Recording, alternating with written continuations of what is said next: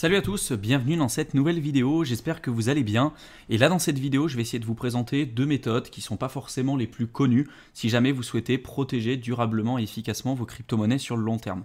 On vous a déjà expliqué à plusieurs reprises l'intérêt des clés privées, ce que c'était, notamment le fait que vous devez absolument protéger au maximum votre clé privée et pas déposer comme ça vos fonds sur des plateformes d'échange, malgré le fait que ce soit plus simple pour vous peut-être pour le gérer. Mais si demain la plateforme d'échange se fait hacker, si demain il y a un souci, si demain la plateforme décide que vous ne pouvez pas récupérer vos fonds, si elle a en l'occurrence en sa possession votre clé privée, vous n'aurez aucun moyen de pouvoir récupérer votre argent comme vous le souhaitez.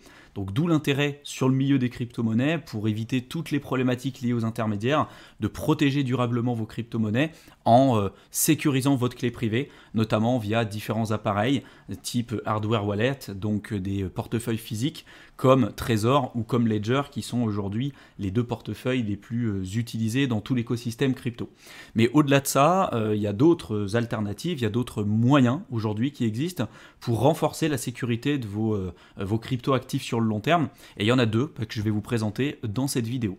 Donc la première, c'est bien évidemment d'entrer un code PIN, ça vous le savez. Le fait de protéger de manière physique votre portefeuille. Donc quelqu'un qui vous vole par exemple votre Trezor ou votre Ledger, il aura besoin de votre code PIN pour accéder finalement à l'interface du Ledger ou du Trezor. Ce qu'il faut bien savoir, c'est que sur Ledger, votre code PIN il va être limité en termes de caractères. Je crois que vous êtes limité à 8 ou 9 caractères différents, c'est sous forme de chiffres, alors que sur Trezor, vous pouvez aller jusqu'à 50. Donc déjà là, la complexité elle est bien plus importante sur Trezor. Par contre, bien évidemment, il va falloir s'en souvenir de ce code PIN, parce que malheureusement, si vous l'oubliez, ça va être plus compliqué pour vous pour pouvoir récupérer vos fonds. Et en plus de ça, ce que je trouvais intéressant chez Trezor et ce qui n'existe pas pour l'instant chez Ledger, c'est qu'à partir d'un certain nombre d'essais, votre Trezor, là en l'occurrence, va être bloqué. Donc là, vous voyez, il vous explique qu'après 16 essais différents et qui n'ont pas forcément abouti, l'appareil va se bloquer. Il va se mettre en off et du coup, pour pouvoir accéder à vos fonds, vous devrez changer d'appareil. Si vous avez noté vos listes de 24 mots, votre clé privée correctement, comme on vous l'a expliqué à plusieurs reprises, vous serez en mesure de prendre un nouvel appareil et de récupérer vos fonds. Mais voilà, en tout cas, ça rajoute une complexité supplémentaire par rapport peut-être à la personne qui essaierait de vous voler vos fonds. Parce qu'après avoir essayé, 16 fois différentes combinaisons possibles, surtout si vous utilisez 50 caractères différents, voilà, là en l'occurrence, pour la personne, ça va être très compliqué de pouvoir récupérer les fonds. Donc ça, c'est une manière différente, une manière supplémentaire d'ajouter de la complexité et on va dire de protéger vos fonds de manière un peu plus importante. Je sais que sur Ledger, ils sont en train de travailler là-dessus, mais pour l'instant, cette alternative-là n'est présente, à ma connaissance en tout cas, n'est présente que chez Trezor. Si je me trompe, n'hésitez pas à me donner votre retour dans la section commentaires, bien évidemment. Donc ça, c'est la première méthode.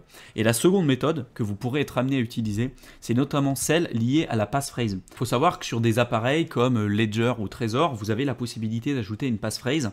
Et une passphrase, c'est quoi? C'est l'équivalent d'un 25e mot que vous allez ajouter pour complexifier et pour rajouter une strate de sécurité supplémentaire par rapport à votre clé privée. D'habitude, quand vous utilisez des appareils comme Trezor ou Ledger, quand vous allez installer votre appareil, on va vous partager 24 mots différents. Ces 24 mots-là, c'est ce qui va vous permettre de récupérer votre clé privée et c'est ce que vous devez protéger à tout prix.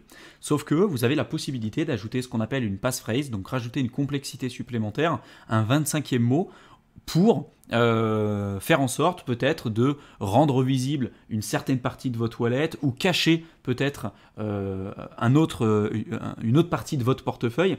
Ça en fait c'est possible grâce à l'utilisation d'une passphrase. Je vais prendre un exemple concret pour que ce soit plus simple pour vous à comprendre. Admettons que vous ayez deux portefeuilles, un portefeuille A avec 1000 € dedans et un portefeuille B à travers lequel vous allez simplement déposer 10 € à l'intérieur. Donc vous avez un portefeuille A avec 1000 € et un portefeuille B avec 10 € à l'intérieur. Si jamais vous voulez protéger durablement vos crypto-monnaies grâce à une passphrase par exemple, vous pouvez dire la personne qui a accès par exemple à vos 24 mots et non pas au 25e a uniquement accès et une visibilité sur le portefeuille B et le portefeuille qui a uniquement 10 € à l'intérieur.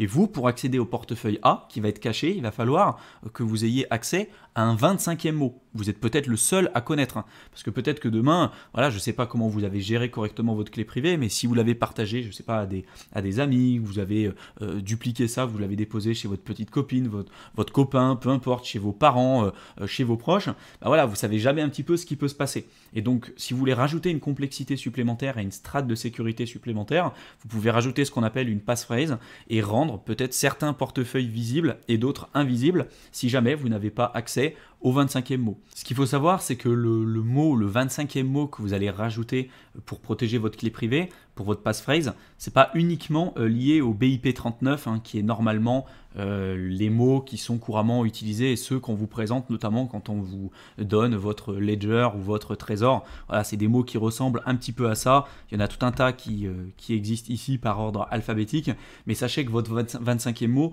vous n'êtes pas obligé de le prendre uniquement dans cette liste. Par contre, si jamais vous utilisez un 25e mot, il ne faut pas que ce soit quelque chose qui soit trop simple à trouver. Je ne sais pas, comme le nom de votre chien ou le nom de vos parents ou le nom de votre compagne ou de votre compagnon. Enfin, voyez, ça je pense que vous le savez. Tout ça, ça rentre aussi dans la gestion des mots de passe. Il faut être vraiment très vigilant là-dessus, mais ça rajoute une strate supplémentaire au niveau de la sécurité de vos actifs numériques. Et j'ai envie de dire, aujourd'hui, il vaut mieux être plus prudent plutôt que pas assez. J'espère en tout cas que cette vidéo vous aura plu, qu'elle vous aura été utile. N'hésitez pas à nous dire si vous souhaitez éventuellement qu'on vous fasse peut-être des tutoriels approfondis pour vous montrer concrètement comment on fait, par exemple, pour mettre une passphrase sur Trésor ou sur Ledger, ou peut-être aussi pour utiliser un Trésor, parce que jusqu'à présent, c'est vrai qu'on vous a plutôt présenté l'alternative Ledger, mais Trésor, c'est aussi une alternative qui fonctionne très bien. D'ailleurs, petite parenthèse, c'est vrai que si vous commencez à avoir des capitaux qui sont conséquents, en tout cas, nous, d'un point de vue personnel, on préfère mieux utiliser les deux. On préfère mieux avoir un Trésor et puis également aussi un Ledger pour limiter le risque. On ne sait jamais ce qui peut se passer. Si demain, il y a une faille de sécurité qui est trouvée chez Ledger ou chez Trésor, voilà, je pense que vous seriez satisfait de savoir que vous n'avez pas tous vos fonds qui sont bloqués sur un appareil sur lequel on a trouvé une faille de sécurité. Donc ça aussi, ça va être à vous de jauger le risque, mais ça peut être intéressant quand on commence à avoir des capitaux conséquents, de limiter son risque en utilisant aujourd'hui les deux plus grosses alternatives, les deux plus grandes familles de hardware wallet qui existent sur le marché. Et là, en l'occurrence, ça va être plutôt Trezor et Ledger. Donc j'espère que cette vidéo vous aura plu. N'hésitez pas à nous donner votre ressenti dans la section commentaires. Et je vous mets comme d'habitude dans la description de la vidéo le lien vers notre guide offert que vous pouvez télécharger et à travers lequel on vous explique toutes les étapes qu'il va falloir que vous suiviez pour pouvoir investir durablement et efficacement sur le marché des crypto-monnaies. Je vous souhaite une excellente fin de soirée à tous et je vous retrouve dans une prochaine vidéo. À bientôt.